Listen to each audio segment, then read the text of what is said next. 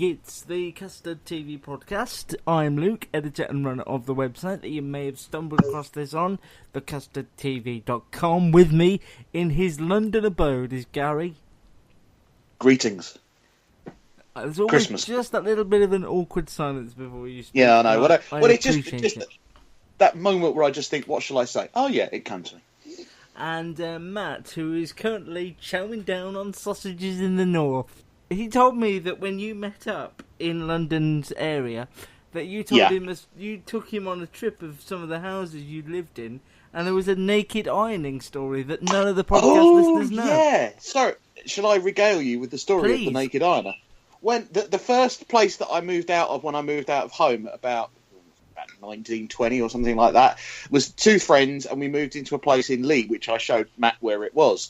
And we all got on quite well, but the two of them had an argument. One moved out, and we put a sign up sort of somewhere saying, you know, roommate wanted. You know, we didn't want to move out of the place. And this guy was recommended to us, and he was a researcher for an MP. So he obviously, you know, had the money to pay for it and things like that. And we thought, yeah, why not? And he was all right. He liked football, so he fitted in with the house and things and stuff like that. But one day I came home, and he was at home, and he was ironing, and I assumed he was ironing the shirt he was about to wear because he didn't have a top on. But you just assume that when someone's ironing a shirt... It's weird how you assume things that sound completely normal like that, yes. Well, no, but you don't... what I'm saying is I didn't pay any attention to it. When I came in the house, I got a drink, I sat down. To be fair to young Gary, you wouldn't, mate. You would assume that he was ironing something he was about to wear. You would. Yeah. And then when I got up to go upstairs, I noticed that he wasn't wearing any trousers. But I thought, well, maybe he's ironing the trousers. I mean, it's not, you know, we're lads. It's like, you know, if you're wearing a pair of boxer shorts and socks and you're ironing the stuff because you're running late, yeah, fair enough. Yeah. And then as I managed to go upstairs, I sort of turned. So the iron was at the bottom of the stairs, kind of thing. The ironing board was near the bottom of the stairs. So as I sort of turned up the stairs, I realised he's not wearing any clothes, and he hadn't been wearing any clothes for the whole 5 to 10 minutes that I'd been in the house. It wasn't like I came in and he went, "Oh, excuse me, I never thought anyone would be here." He carried on ironing naked whilst I was there. So I went upstairs and threw up, went upstairs and thought, how do I deal with this one? So when I came back downstairs, I honestly can't remember his name. I know that sounds like a very Gary thing to do, but I can't. That is a very Gary thing to say. And I just kind of said, could we have a chat about the nakedness? And he sort of went, oh, is it a problem? I went, yeah, we're friends who come round a lot, and, you know, it's not normal. But that's not... You can't get rid of him out your flat for that, can you? No, we didn't get rid of him, but he was a stranger. He stood for an MP in the Birmingham area, but didn't get in. Did you hear about the woman who complained to Tesco because her £1 alphabet bite didn't contain the letters to spell out her son's name? Yes. Oh my God! This is why I hate this country now. This is why I struggle to live on a day-to-day basis, because you hear stories like that, and you want to go out and murder people and just general members of the public. What is wrong with people? Wow. But then she didn't have enough R's to spell murder, so there you go. Yeah, so she wouldn't have been able to do it, Yeah, but... And what are they supposed to do in that situation? What can they possibly do? And she says, it does say on the bag as well, but she said, what's the point in that if it hasn't got every letter in it? God. I would suggest our food is not for you, my dear. I would suggest another brand. Not using potato snacks to help your son spell. Yeah. Just get him a pen. Or alphabetti spaghetti, there's more in there. Luke. Hey, everybody, here's our star. Gary. I'd never heard of him before today. And Matt. He's a professional. Talking telly. Try it, just for 1 week. Just try the program for 1 week. This is the Custard TV podcast. Gary, all right. Head west.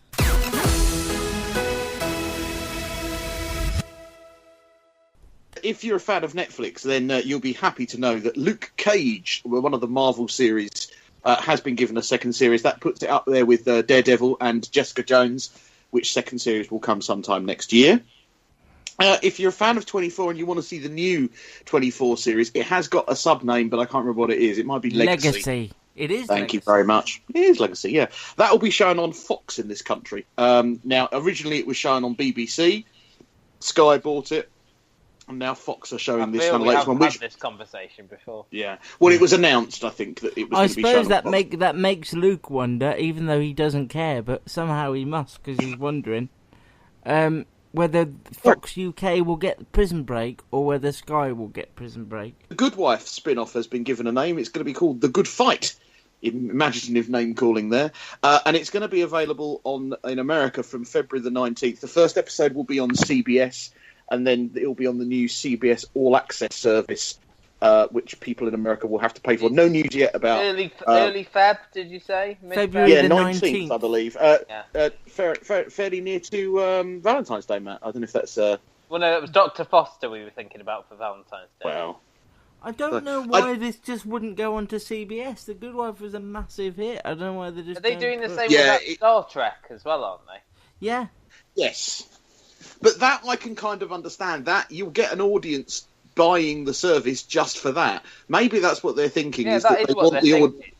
But as you say, I don't know. I don't know that the audience that watched The Good Wife will necessarily... I don't know. I don't know. There you are. There's a lot of things we just don't know, even us being real TV insiders. There are still things we just don't know. If you go on a tour at Stonehenge and you listen to the comments, you know the thing where you can buy if you're a tourist. If they're on there, it says, we get lots of questions asking us why the stones are put on top. And the honest answer is, we just don't know. So they don't even know how the stones ended up together on Stonehenge. So how on earth can they work this one out? Jagger ended up as a dad at 73 either, but there you go. I could talk you through it, but I probably I know how it works. I just surprised. Oh, okay. Well, on all of the Rolling Stones, all three of them, haven't they all had children quite late in life? Yes, they all have. There's a joke around "Start Me Up" there, but I can't think of what it is. Take Shelter. Well, certainly Satisfaction, I would think. Yeah. That's only because you mentioned about Stonehenge. That's all that was. I know. It's amazing how the comedy just flows. That's how my mind works.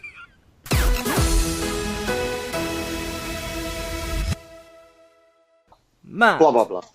Reviews. Hello. Yada. Yeah. Hello. Reviews. Hello. Hello. I feel like we said hello before. Actually. Do we segue between Go West and the reviews and start with This Is Us? Good idea. Which is not the One Direction film, just for any of those who were confused. No, that is One Direction : This Is Us. Oh, this didn't have a colon, no. I don't know what's going on in that hospital. Oh, it's a good one today. I didn't expect this. Gary, can you do the preamble? We haven't got time. We haven't got time for Gary to do. It's an American show. It should be Gary. Go on, you do it, Luke. Go on. No, I want Gary to do it because I'd be interested to do it. I will fact check you. Yes, go on the IMDb site now. Off we go. Because the names are going to be difficult. Right, basically, This Is Us is I think a family drama that starts off by being set around the lives of four people. And at the beginning of the show, you have no idea how they are connected. First, we have a young... from the fact that they've got the same birthday. Yes, sorry, good point. That is mentioned in the beginning. So you have four groups of people. You have a young black businessman who is married and has two children, and he's at a football game watching his children. You have a very young married couple, one of which is Milo Ventimiglia, or I can't remember how to pronounce that. Milo Ventimiglia. It's so amazing you didn't just go with Mandy Moore. I would. Oh no, well I was going to say and Mandy Moore. Okay. And they're about to have triplets. You also have a overweight young lady who is attending her very first kind of, I think they call it Fat Fighters or something. Well, Fat Fighters is the comedy version. They call it a support group. But, support group. Aren't you thinking Fat Fighters was Little Britain, wasn't it? Yeah. I was going to say, that's what but it didn't remind you of that because the woman was very condescending at the beginning. Well, they all are in these places, aren't they? Yeah. And then lastly, we have a struggling model stroke actor who's struggling in a TV show which has no soul and it's purely about him taking his top off. Which did seem a lot like Baby Daddy, which is something we talked about a lot. Well, yeah. What was it, Baby Daddy, and what was the other one? There was There another one. there was a lot of men with baby shows. I think that's what they got. They've done that a from. lot in America, don't they? Joey and Melissa, that sort of. That's the other one. Well, yeah, well, he's Whoa. You're right, Gary. You step on something. Yeah, sorry, that's a momentary lapse there. We find out through a wonderful turn of events and a very nice twist that the three, which is the overweight woman. Now you're going to have to give me names here. Look, I can't keep saying overweight woman. Kate, Kevin, and Randall. Kate, Kevin, and Randall are in fact adopted brother and sisters. And that the Milo man. No. Can I? It's not your fault. It's just the way you said it. I know you didn't mean it to sound like this. You made it sound like they're all adopted. So Kate and Kevin are twins of the triplets. The third triplet dies in birth, and they adopt Randall, who is left at a fire station, and they adopt him. That boils down to all the stuff about surrounding Mandy Moore and Milo. Vegetarian is all. In the past. What was wonderful was you didn't know that throughout the whole episode. You're seeing these four stories, and the black guy story is that he finds his birth dad, the guy who left him. William Hill, oddly. Oh, really? Really? I wouldn't have betted on that. Oh, I was just about to do that. What are the odds? I was just about to do that. And basically, the idea is that throughout the episode, you think you've got four storylines and you're trying to work out how they connect. And the sort of main thing is right near the end, the fire officer is standing next to Milo and saying to him, "Yeah, I've just brought this baby in who was found off the street at my fire station," and he lights up a cigarette, and you're thinking, "What? How on earth do you light up a cigarette?" And then you realise that this is shot, that the Milo Mandy Moore bit is shot way back in the past when you probably could smoke in hospitals. 1980s. The worst subtle hint. Because they are celebrating their 36th birthday, aren't they? Yeah. Including Milo Ventimiglia, who is the dad. Matt came to this from a different angle in that he'd read an article that told him there was a twist. There was a twist. I'm sure you mentioned it. No, I never would have, because I knew that would...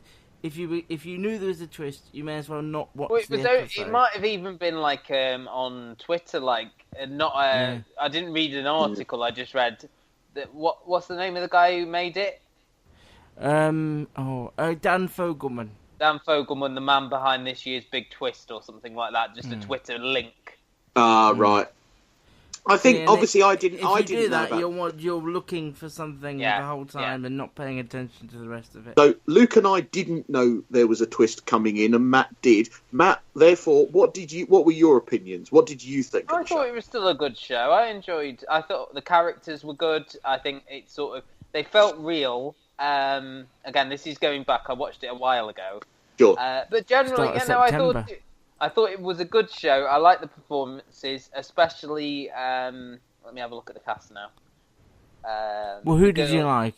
Chrissy Metz. Chrissy Metz, who plays Kate. Yes, and Justin Hartley played Kevin. I think they were good. And it's a good twist. Whether it'll sustain the whole series, I'm not sure. I can tell you, I've seen 5 of the 9 that have been on, and the twists keep coming. Not in a sort of a blow your mind sort of way, but they do keep coming, and that won't spoil it, because now you know that that's what this is about. So you think that's demo. Yeah. It didn't hook me though, really, to keep watching. I think that's the key. I enjoyed it, but I don't know if it's something that I want to keep going with.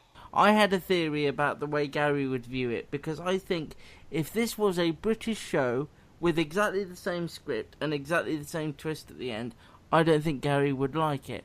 The fact that it's an American show with that script and that twist at the end... I don't know that I agree with that. I'm not sure. I can see where you're coming from, but I'm not sure I agree with that. I watched this without really thinking that much about it, and I think you'd kind of downplayed it to me a little bit. You'd kind of gone, "Oh, you won't like this." So my expectations were lowered. Well, because it's Cold-esque in my eyes. Yeah, it's a drama about people. Sure, and I enjoyed the twist so much so that I think it has hooked me into at least watch episode 2.